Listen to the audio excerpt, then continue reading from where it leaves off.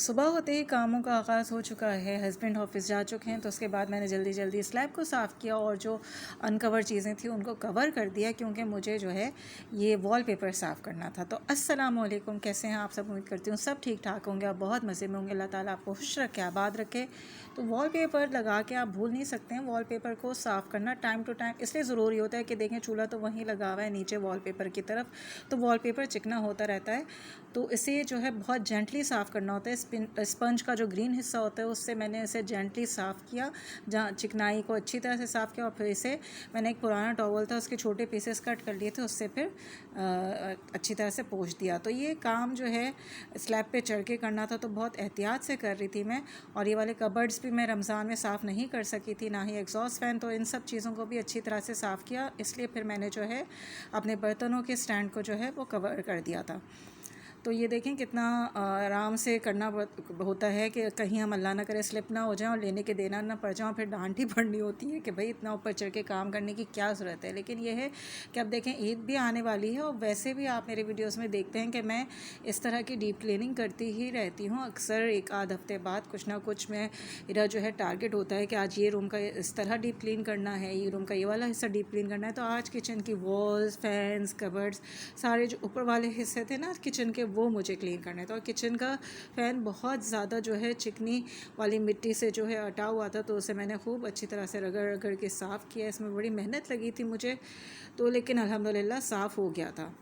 बहरहाल फिर जब मैं ऊपर ही चढ़ी हुई थी, फिर दोबारा से मैंने एक नज़र वॉलपेपर पे डाली, और फिर जहाँ जहाँ मुझे लग रहा था कि अभी चिकनाई बाकी है उसे मैंने दोबारा से साफ़ कर दिया। अच्छा, ये सब काम ना मैं मेड से भी करवाने का सोच ही रही थी, और मैंने उसके सामने ज़िक्र किया, लेकिन मेड की खुद भी तबीयत सही नहीं थी, और वो जो है वॉलपेपर को इतने ध्यान से साफ़ नहीं कर सकती थी। हो सकता है कहीं से वो फट जाता ज़ोर से रगड़ने में, तो भाई मैंने खुद ही इसे साफ़ कर दिया। और ये फैंसी लाइट्स भी मैं खुद ही साफ़ करती हूँ, किचन में लगी हुई हैं तो ये भी चिकनी हो जाती हैं, तो इन्हें मैं फिर स्पंज से अच्छी तरह से साफ़ करके ड्राई कपड़े से पोंछ लूँगी। क्योंकि ये देखें इसकी ग्लास है, तो ये आराम से साफ़ हो जाता है। जितनी भी चिकनाई होती है ना उसके ऊपर ये आराम से साफ़ हो जाता है। तो जहाँ तक हाथ जाता है वहाँ पे मैं अच्छी तरह से चीज़ों को साफ़ कर देती हूँ, और फिर जहाँ जाले लगे हुए हों वो फिर मैं ब्रूम स्टिक से साफ़ कर देती हूँ। तो ये भी हमारा अल्हम्दुलिल्लाह क्लीन हो गया था। उसके बाद इस वेंटिलेटर की टर्न आ गई थी, इसकी नेट भी बहुत डस्टी हो रही थी, तो इसे मैंने गीले कपड़े से पोंछ दिया। गीले कपड़े से बस यही फ़ायदा होता है कि मिट्टी उड़ के आपके मुंह पे और स्किन पे नहीं लगती है, क्योंकि स्किन एलर्जी जिनको, फिर उनके लिए, या सांस की एलर्जी जिन्हें, उसके लिए बहुत मुश्किल हो जाता है। डस्ट एलर्जी जिन्हें होती है बेसिकली, तो उनके लिए बहुत मुश्किल हो जाता है। तो फिर इसलिए मैंने गीले कपड़े से ही पूरी नेट को साफ़ किया। देखें नेट कितनी साफ़ सुथरी हो गई है। उसके बाद ये जितनी चीज़ें कवर की हुई थी मैंने इसे हटा दी, और फिर जो है ये नीचे से भी वॉलपेपर को साफ़ कर दिया अच्छी तरह से। तो अल्हम्दुलिल्लाह ये आज का टास्क भी काफ़ी अच्छी तरह से कंप्लीट हो गया था। ये रैक के ऊपर भी काफ़ी मिट्टी आ गई थी, तो इसे भी हम हटा के साफ़ कर देंगे। इस रैक की जगह मैं सोचती हूँ कि कबर्ड लगा लूँ, लेकिन इंशाल्लाह जब गुंजाइश होगी, हर महीने ऐसा लगता है कोई ना कोई ख़र्चा जो है वो आपके सामने खड़ा हुआ है। अल्हम्दुलिल्लाह अल्लाह ताला पूरा करते हैं, बरकत देते हैं। लेकिन कभी होता है कि बच्चों की अभी जून जुलाई की फ़ीस इस तरह के कॉलेज में डबल फ़ीस, ज़ाहिर सी बात है जिन पेरेंट्स हैं वो सबको पता होगा कि जून जुलाई की फ़ीस ली जाती है ये अप्रैल मई के साथ, ये वाला ख़र्चा होता है। फिर माशाल्लाह से अब की दफ़ा क़ुरबानी का, जिन जिन के साहिब इस्तिताअत हैं, क़ुरबानी का ख़र्चा रहेगा। बाकी दूसरी चीज़ें भी देखनी होती हैं। तो बस कितने टाइम से मैं सोच रही हूँ कि यहाँ पे कबर्ड लगवाना है, लेकिन अभी पॉसिबल नहीं हो रहा है।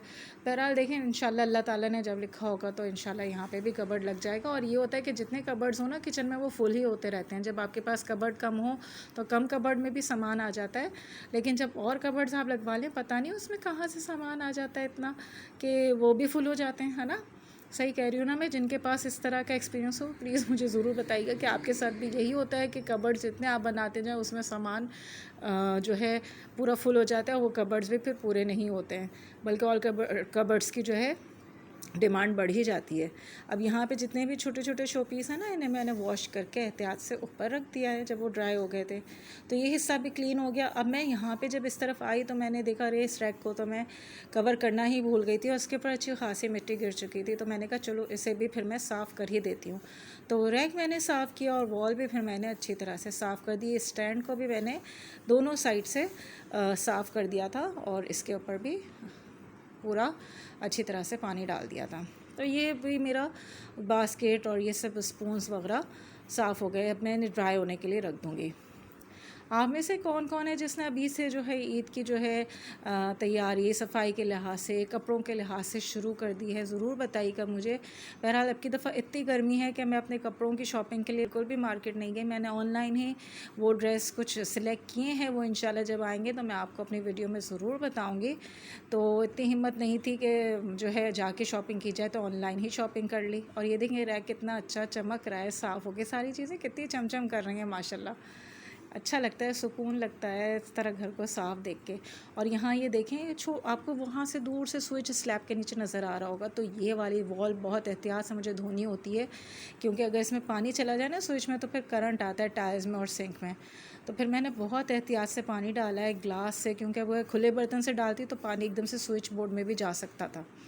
और फिर ये डस्टबिन का जो ये सिंक के नीचे वाला कबर्ड है, ये तो हर दूसरे दिन मैं साफ़ कर रही होती हूँ, क्योंकि बार बार डस्टबिन भी अंदर रखा है तो बार बार खुलता रहता है, तो ज़ाहिर सी बात है गंदा भी जल्दी होता है।